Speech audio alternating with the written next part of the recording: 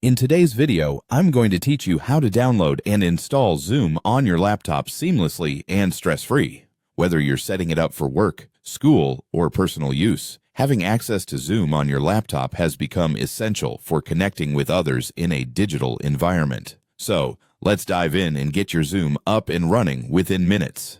To start, you'll need to open your preferred web browser. Whether it's Chrome, Firefox, Edge, or Safari, any reliable browser will do the trick. Once you've got the browser open, look for the search bar, usually found at the top of the window, where you can type in your query. Next, you'll want to search for Zoom Desktop Client. This is the official application you'll be downloading to your laptop, which enables you to join meetings, host discussions, and collaborate effortlessly. As you're browsing the results, make sure you're looking at reliable sources. In this case, you should see links directing you to Zoom's official website. Once you are on the official Zoom site, you should find an option to download the Zoom Desktop Client. This is generally straightforward, with a prominent Download button on the page. After clicking Download, wait a moment for the download to complete. You'll see the progress at the bottom of your browser window or in your Downloads folder, depending on your browser settings. As soon as the download is complete, locate the file in your Downloads folder. The file is usually named something like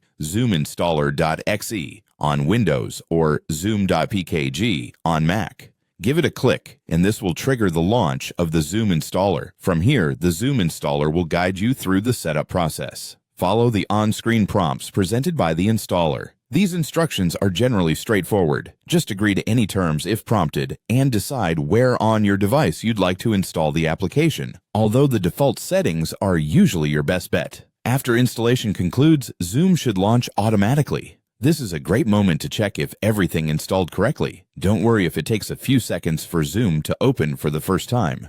That's perfectly normal. You'll then arrive at the Zoom home screen, where you have the option to either sign in to your existing Zoom account or, if you're new to Zoom, create a new account. Both options are clearly marked and easy to follow. And there you have it. You are now ready to make the most of all the incredible features Zoom has to offer, from virtual meetings to webinars and much more. Thank you for watching, and I hope you found this guide helpful. Remember to like, subscribe, and stay tuned for more tech tutorials.